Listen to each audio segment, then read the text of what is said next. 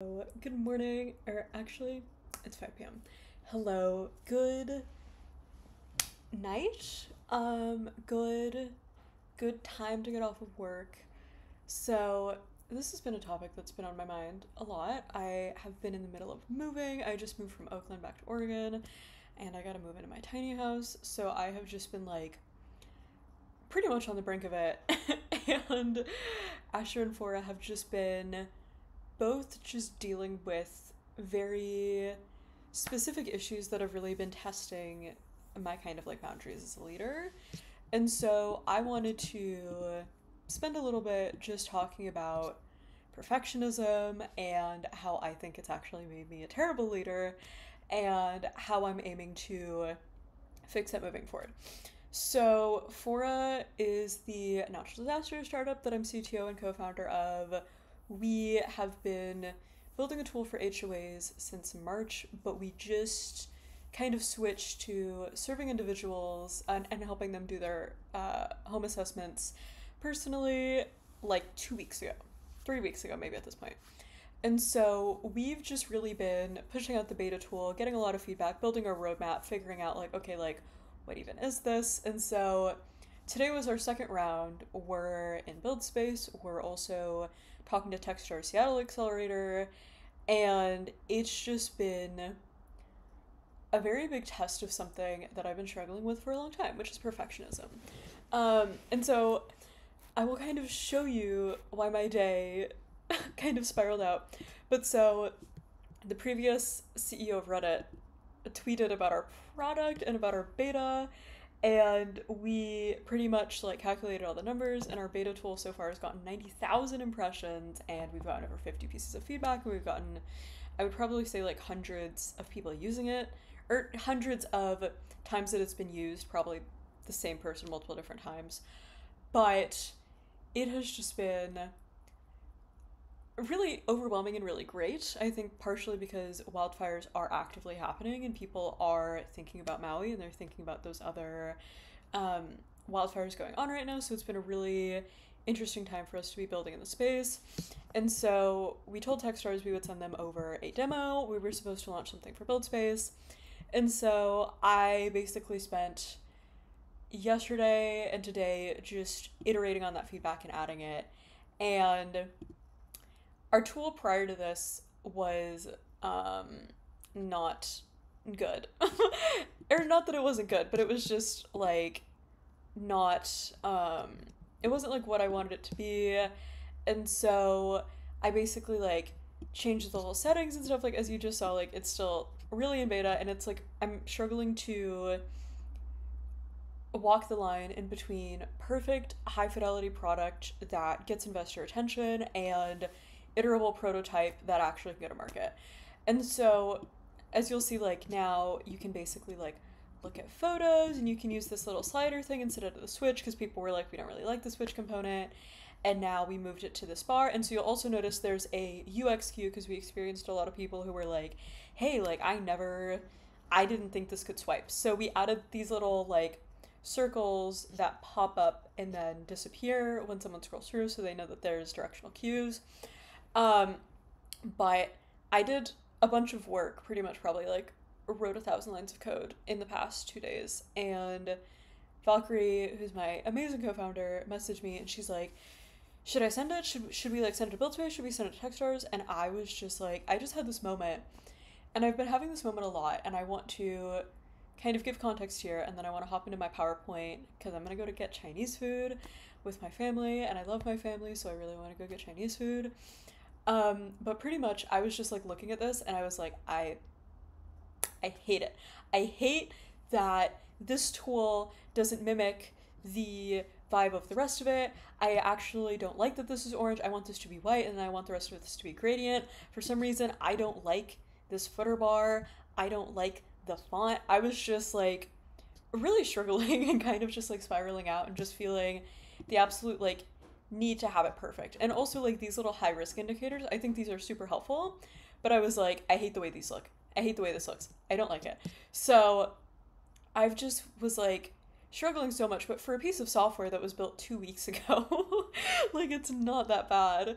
So today's discussion, wow, you're not even gonna let me run my project. That's crazy. So today's discussion is about perfectionism and how it's affected my career, and also how it's affecting me currently. And I wanted to discuss it because I want to get over it, and I want to grow as a leader, and I want to be there for Valkyrie, and I want to be there for Asher, and I want to just stop being in my head about this. And so Verena is getting ready to launch after a couple of years of inactivity, just because we were having scaling issues and we were trying to figure out, like, how do you fundamentally scale like a nonprofit like software development model that no other nonprofit has really tried to do before. So our end goal was like we would have everything under one design system and it would all talk to each other, and these would all be different human services software that focused on different things. So like one app for maybe like addiction, another app for people who are struggling with disabilities, another app for people who are in abusive relationships. Like when you look at the data, a lot of times these issues intersect, right? Like addiction issues overlap with addiction. I can't speak. Addiction issues overlap with mental health issues, and mental health issues overlap with abuse issues. And so from the perspective of like making this a very effective tool for people, I always thought that Astra would be the most effective if there was just these little like subgroups of software, and then they would all combine into this like utility network similar to Google Drive. You guys have probably seen Google Drive. You know that it like basically is a bunch of different pieces of software cobbled into one for productivity, and that's really what we wanted to do for just getting people help for like any situation. So it's beautiful. The vault works. Like all this stuff works. I'm happy. And I was just looking at this and I was just like, I hate it and I don't want to release it, and it's stressing me out so bad and I don't know why. And so let's do a deep dive. Let's talk about it. And so I will just start off with that I have had an interesting career, and I started my career super young. I started my first, like when I was 9, I tried to start a jewelry company, and then when I was 11, I sold American Girl doll clothes on Etsy, and I had like this American Girl doll Instagram account. It was this whole thing. And then when I was 13, I released my first app, and then I really honestly didn't think it was going to go anywhere. Like I just really knew that I love to code, and this was like an image taken of me in 2016, and I'm like the same person, but I was just like, I really want to change the world with my code. Like I think it's so impactful. I think software is so powerful. And so I started developing this app called Anxiety Helper in 2015. This was one of my first pieces of marketing material. I was just trying so hard. And so Anxiety Helper unexpectedly really took off, and it got me Astra, and it got me to where I am today. And it was all good, but it was not good for reasons that I'll delve into. But basically, I just want to start off with, I think good leadership is about adaptation and management, and it's not control, and that perfectionism aims to create control. And I think this is a central issue because, like, business is an ever-changing landscape, or I guess just, like, any venture is an ever-changing landscape. And whenever you try to do anything, whether it be start a business or whether it be, like, becoming an artist, there's always roadblocks, and there's always culture changes, and there's always all of these new things that you constantly have to adapt to and manage and prioritize. And so I don't think good leadership is about control, because all of the places where I've worked that have been micromanaging have been the worst.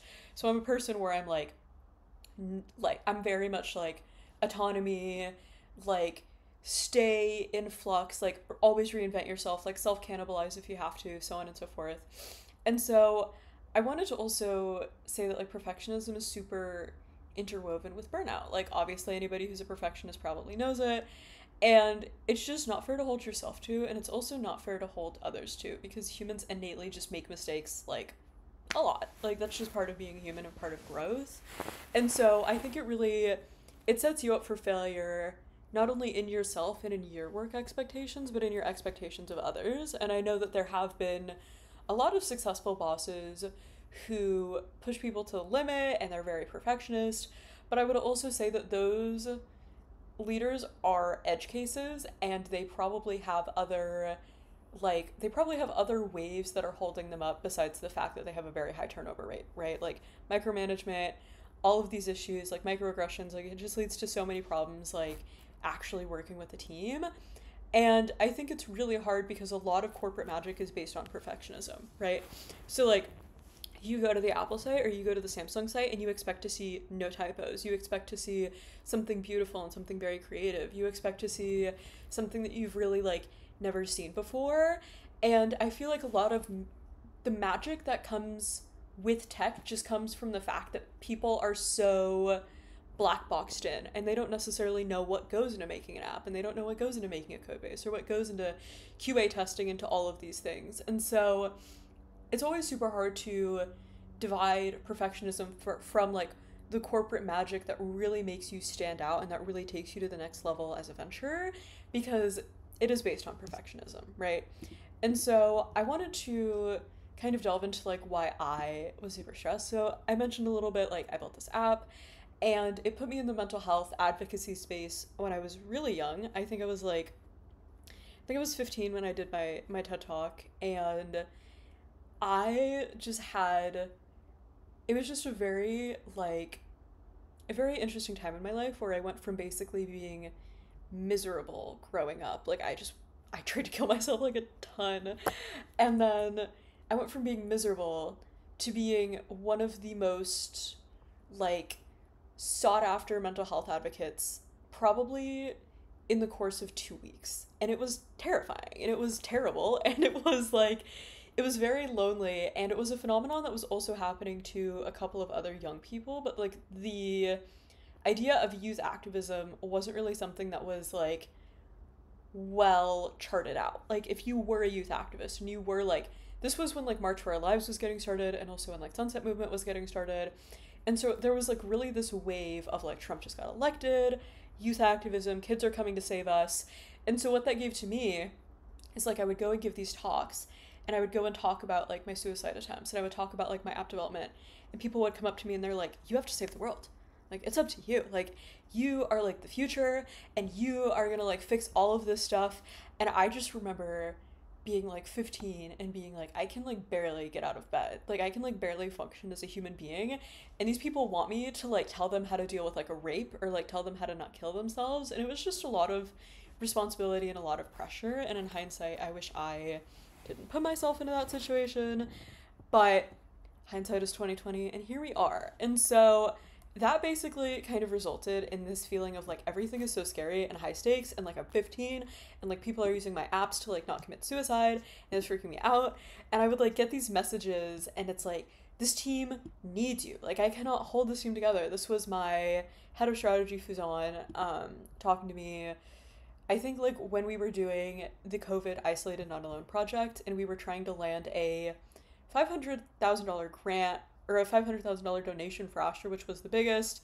And I was like freaking out, and I didn't think we could do it. And it did fall through for unrelated reasons, but it was just a really hard position to be in. And so I wrote myself this little note, and I just worked so hard, and I just wanted to be such a good leader. And I just felt like, and I genuinely do feel this way today, and this is kind of why I'm struggling like with Verena and like with Fora, but I genuinely feel like the people who I build products for and the people who I serve, I am just like so like grateful that these people trust me, and they come to me to figure out like, is my home gonna burn down from fire? Like, is like this a program that I can do? So it was just like, it's something that I take very seriously, and it's always resulted in a really hard work ethic. And it's just been this thing where it's like, I have this impossible vision in my head, and I had like all of these pressures like pushing me from home or pushing me out of home, and then just like all of these pressures from people who were like, you have to save the world because we're so fucked.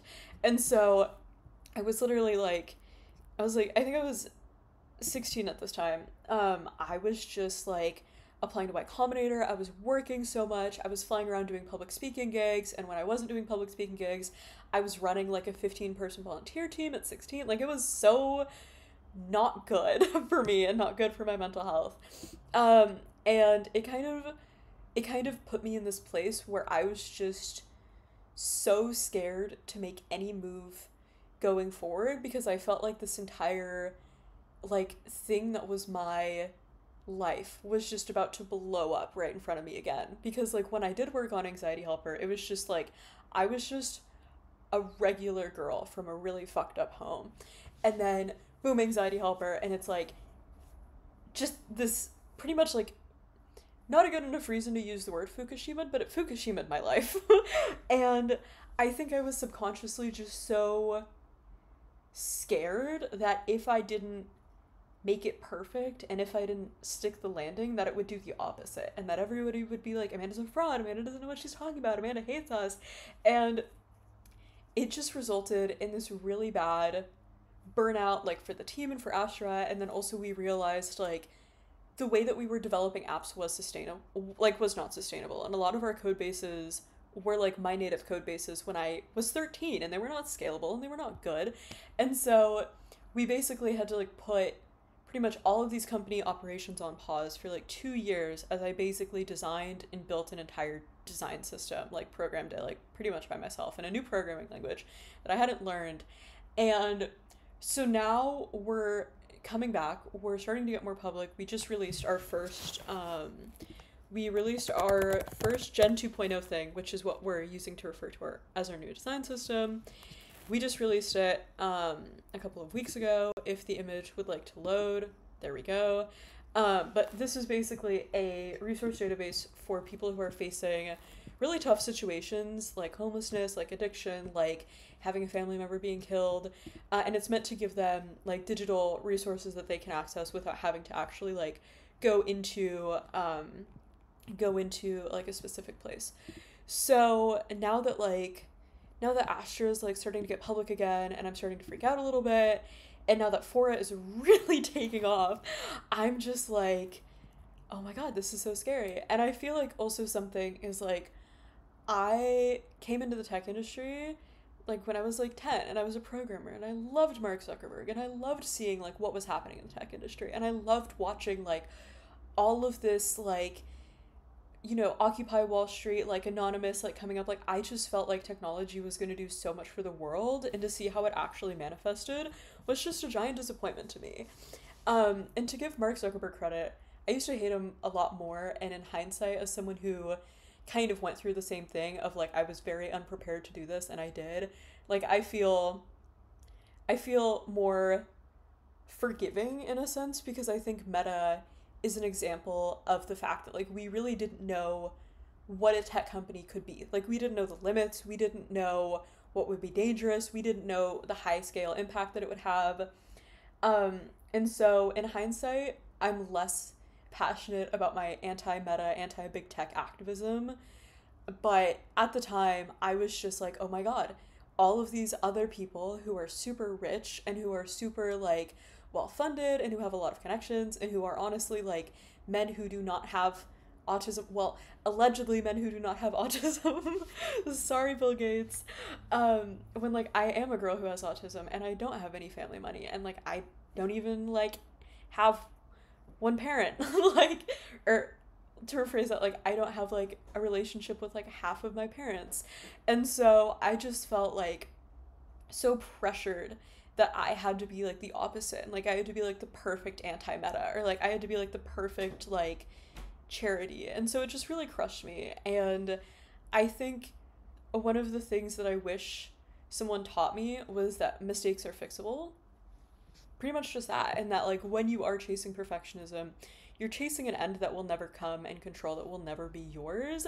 And I'm focusing, instead of looking at these things like through the lens of perfectionism, to just like what is a little bit of progress that I can do. So every day, like I'll finish up and I'll be like, oh my god, like I need to respond to LinkedIn messages, and I'll just get so overwhelmed and I'll just like start making a task list, and I'm like, I have to be perfect at everything.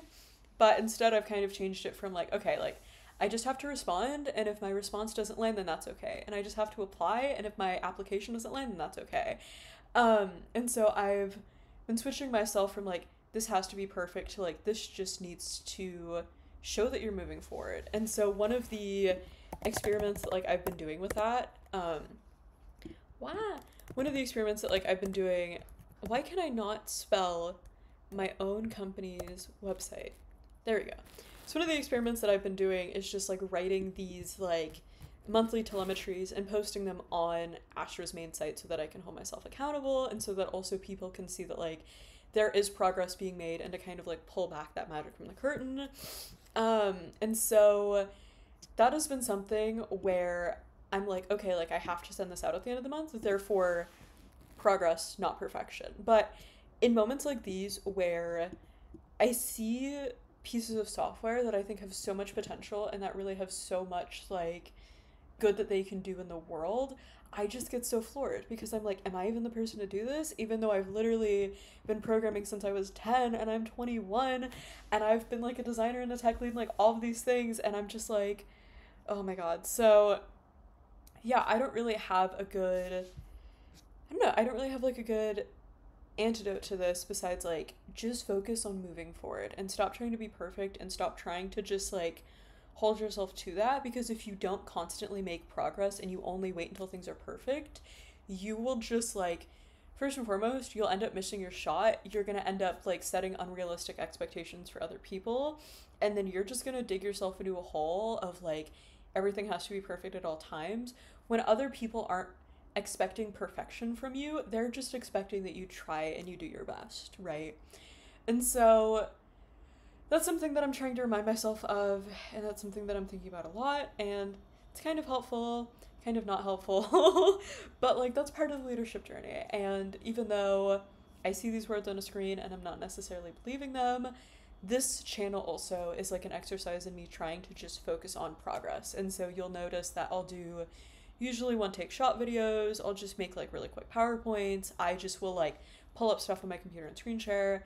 And so I'm just trying to focus on like just talk, just post, just shit, just like do all of these things. And so hopefully it's something that I can grow more as of, or more in as, it is something that I can grow more in as a leader. But I did just want to highlight that, and I did also include like the little autism and like the youth activism stuff, because I feel like that was like necessary context. But I feel like everybody deals, or not everybody, but I feel like a lot of people who deal with perfectionism like understand. And I think for me, like I am just obviously so passionate about Astra, and I'm so passionate about Foray, and I really like deeply care in a way that is very hard for me to verbally illustrate about the work that I do and about the people who come to us. And so just the thought that I could let any of them down is just so terrifying to me. And I think I have to remember that I'm not letting people down if I make a mistake, but I am letting people down if I go like years without pushing something out, because I'm just so scared that it's not going to be good. And that was a huge part of the reason why Oris was so delayed, because it was like I thought it was going to be 6 months of programming and then 6 months to build each new app, and Oris ended up being about a year and a half due to just like me building the tiny house and like other projects that were going on, because I also had to have a side job because I work at Astra as a full-time volunteer and I haven't gotten paid, and I've been doing Astra full-time as a volunteer since 2018, so it's been hard to juggle all of that. But I think like realistically the end vision is like when you are trying to chase a big goal, or when you are just trying to be a better person, or when you are trying to help people, like it's just about putting it out, and it's just about showing them like consistent effort and consistent care. And there was just this really amazing quote. Let me actually try to find it and read it on my phone, and then I'm gonna hop off and I'm gonna go get Chinese food with my dad. And so the quote was, hold on, here we go. I said here we go and we are not going. Okay. This is a quote, I think it was from a Seneca book, and I will read it out loud instead of just showing it to the camera backwards. No animal is so beyond taming that nurture does not soften it and turn it towards love of that which nurtures. Lions' mouths are pulled open by their trainers without harm, and food brings the elephant's wildness to slavish obedience. constant effort of dedicated care wins over even the creatures who have no understanding or appreciation of the gifts.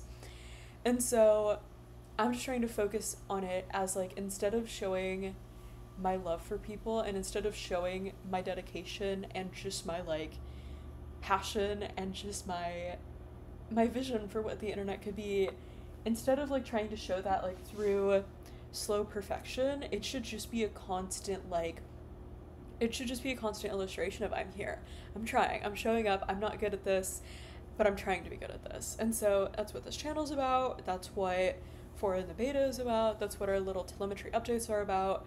But yeah, this is especially something that's been hitting me hard today, and obviously I'm just like anybody else, and I just want to take care of everything the best I can, and I think sometimes that impulse goes a little haywire. But I think it's also important, like with jealousy, I read this quote where it was like, jealousy is admiration turned sour, and I think perfectionism is dedication also turned sour.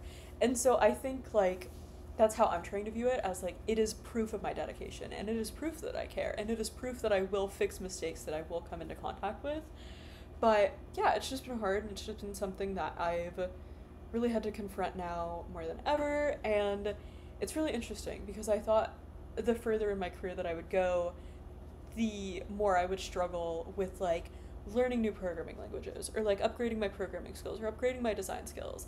But the more that I've come to know, it's actually about like doing stuff that I'm not good at, because I'm okay at programming and I'm okay at design and I'm okay at like all these other things. But now I'm starting to put myself in situations where like I will try to sales pitch people, or like I'll try to like do stuff in conversations. Like when we were doing our Techstars interview, we got a question. I don't know if I can say this. I'm actually not going to finish that sentence in case Techstars doesn't want their interview questions posted online.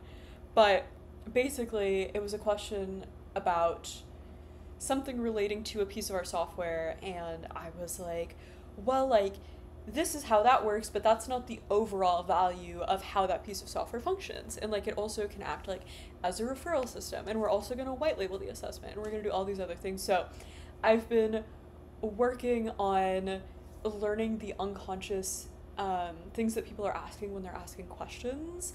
And I've also been working on like my social skills and like my talking to people skills and my getting people interested skills. And so those are things that I'm less good at because of the autism, and I think that makes it so much harder for me. And I feel like because I do have autism, and because like I am a woman, that I do have to just like constantly overcompensate for what I bring to the table as like a way to feel like I'm just equal to everybody else. And I feel like I just have to stop doing that. And I also feel like once we raise, I should probably go to therapy. But that's just what I'm thinking. It's just like, I feel like in Startup Land also, it's just so crushing, and there's just so much rejection, and there's just so much uncertainty, and there's just so much that is out of your control, honestly. Like, at the end of the day, like, I feel like you can prime a lot of things, but like if the timing just isn't right, or if like there's other things that happen, it's just not gonna work. And so I feel like the work output that you give is one of the only things that's in your control. And if you can't control it, and if you can't make it perfect, then you're like, oh, well, I can't control, like, if I'm getting rejected from YC today, and I can't control, like, if my girlfriend will call me back, and I can't control, like, this contractor that I hired. Like, it's just, like, just spirals out. So that is the end of the video. Thank you for listening to me ramble about leadership, and about my life, and about what I'm going through currently, because I know I'm not the only person who faces this, and I know that I also feel super alone in dealing with this, and I feel like it's really hard for me to look out and to find like other autistic women who are like publicly working in such a high pressure space. Like, hopefully I do find some, and if you know of any, like, let me know. But I'm posting this like for me to measure my own progress by, but also like, if you feel this, like, I'm really sorry, and that shit sucks, and I understand all of the stress, and all of just the constant self-doubt, and all of just the like, am I even good enough to be here, even though this is the only thing that's been driving my life for 10 years? Like, I feel it, and I'm really sorry, and I know that there is a better future that all of us can build, and I think like progress is the way to that better future and not perfection. And so keep on building, keep on pushing, and just keep your head above water. And that's all I can say. But I love you, stay safe. Big Kuma says hi. Yeah, so just goodbye.